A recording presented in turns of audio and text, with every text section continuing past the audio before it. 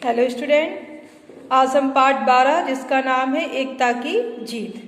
देखिए आप लोग सभी लोग इसको कैसे एकता की जीत होती है। ठीक है, इसको पढ़ना है। उत्तराखंड के पहाड़ी इलाके में दो वन थे, चंपक वन और रंपक वन। रंपक वन का राजा शेर सिंह नामक शेर था, मगर चंपक वन का राजा कोई नहीं था। वहाँ सब मिलजुल कर प्यार से रहते थे और एक दूसरे से सलाह करके अपनी समस्याएं हल करते थे। किंतु शेर सिंह को चंपक वन के लोगों की यह आज़ादी पसंद नहीं आ रही थी। वह चालाकी से चंपक वन के बहुत से हाथी, गैंडा, सियार, लोमड़ी और भालू को बहला फुसलाकर अपने वन में ले आया था। अब चंपक वन में केवल बंदर, खरगोश, चूहा, हिरन, सारस, हंस और गिद्ध जैसे पक्षी व चींटे चींटियां ही रह गई थी। इस प्रकार चंपक वन में छोटे छोटे जानवर रहते थे और रंपक वन में बड़े बड़े जानवर। चंपक वन के जानवर चंपक वन के जानवर फिर भी विचलित नहीं थे और उसी प्रकार प्यार से रहते चले आ रहे थे। धीरे धीरे रंपक वन में बड़े जानवरों के ऊधम और आतंक से भयभीत होकर वहां के छोटे छोटे जानवर चंपक वन की ओर आने लगे। शेर सिंह इस समाचार को सुनकर बड़ा क्रोधित हुआ। उसने अपने जंगल के जानवरों की एक सभा बुलाई। सभा में दहाड़ते हुए शेर सिंह ने कहा, चंपक वन के उन छोटे छोटे जानवरों की यह हिम्मत कि अब भी हमारे छोटे जानवरों को अपने यहाँ ले जा रहे हैं। हम बड़े बड़े जानवर यह सहन नहीं करेंगे। शेर सिंह का मुंह लगा सियार चापलूसी करते हुए बोला, हाँ महाराज, ऐसे तो हमारे लिए भोजन का संकट हो जाएगा।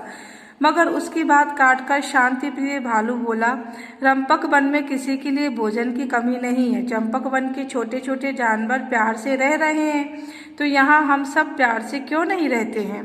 बेकार में क्यों अपना गुस्सा चंपक वन के छोटे छोटे जानवरों को तंग करके निकालें? भालू की बात शेर को अच्छी नहीं लगी। वह क्रोध से बोला, नहीं, तुम चुप रहो भालू, हमें चंपक वन पर कब्जा करना है। वहाँ की जंगल भूमि और छोटे छोटे जीव हमारे भोजन आदि के काम आएंगे। भालू चुप हो गया।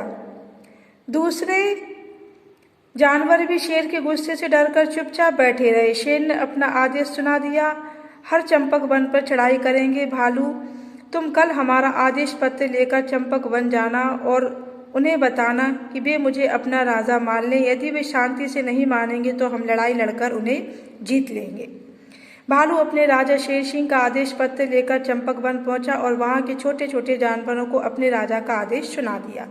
शेर सिंह का आदेश सुनकर बंदर, खरगोश, चूहे, चील और चींटी चींटियां सब चिंता में पड़ गए। चींटी बोली, हम राजतंत्र से अलग लोकतंत्र की पद्धति से अपना जीवन जी रहे हैं। हम किसी को कुछ नहीं कहते। आपके राजा हमसे क्यों नाराज हैं? भालू ने उत्तर दिया, हमारे राजा लोकतंत्र को कुछ नहीं समझते। उनका सीधा स्पष्ट कहना है कि या तो हमारे चंपक वन हमारे अधीन रहना स्वीकार करें या फिर हमारा युद्ध झेलें। भालू के देखते ही देखते वहाँ सारे छोटे छोटे जानवर एकत्र हो गए। उनकी एक सभा बैठ गई। सभा में यह तय हुआ कि वे ऐसे हार नहीं मानेंगे। हंस ने कहा, ये हमारे स्वाभिमान की चुनौती है। हम छोटे हैं तो क्या हुआ, हमें आज़ादी से रहने का अधिकार नहीं है? हम चंपक वन के सम्मान के लिए लड़ेंगे, भले ही हम मरे या जिए, मगर किसी राजा की अधीनता हम ऐसे ही स्वीकार नहीं करेंगे।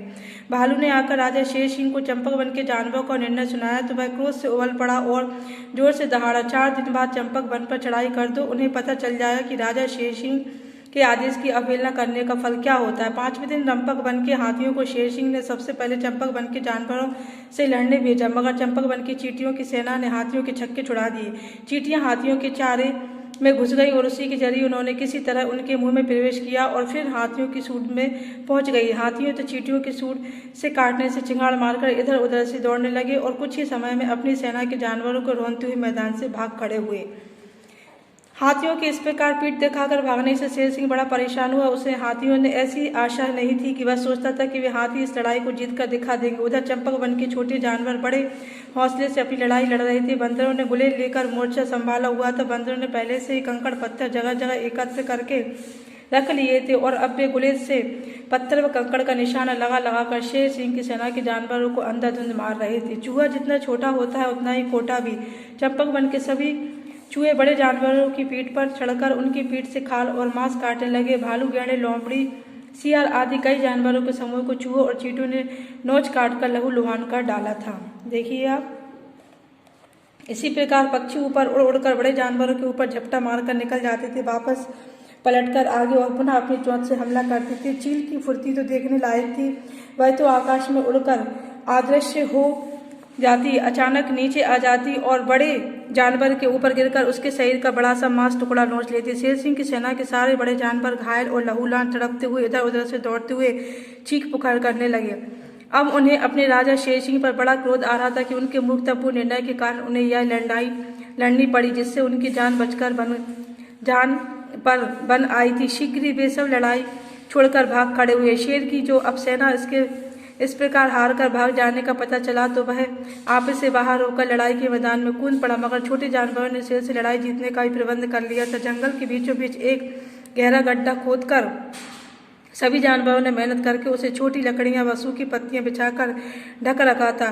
छोटे जानवरों ने शेर को बार बार ललकार कर उधर ही बुला लिया। शेर ने जैसी उधर छलांग लगाई, सारे जानवर इधर उधर निकल गए और शेर अपनी ही झोंक में गड्ढे में जा गिरा। उसके गिरते ही चील कौवे ने उस पर हमला बोल दिया। इस प्रकार उन छोटे जानवरों की सुनियोजित योजना के साथ एकजुट होकर लड़ने की नीति के कारण शेर सिंह मारा गया। चंपक वन के छोटे जानवरों ने शेर सिंह को हराकर अपनी लड़ाई तो जीत ली, मगर उन्हें इससे एक सबक भी मिला कि फिर कभी कोई उन्हें नेतृत्वहीन जानकर उस पर शेर सिंह की तरह लड़ाई न थोप दे। इसके लिए उन्होंने मतदान के द्वारा अपने नेता का चुनाव किया। इसके बाद चंपक वन के जानवर आनंद से रहने लगे। एकता, इस पाठ को पढ़ा हमें शिक्षा मिली कि एकता के बल पर दुर्बल और कमजोर लोग भी बड़ी लड़ाई जीत सकते हैं। पाठ हमारा बड़ा था ये, एकता की जीत। पाठ 12 पूरा कंप्लीट हो गया। ओके स्टूडेंट, हम आपको क्वेश्चन आंसर PDF में सेंड कर देंगे।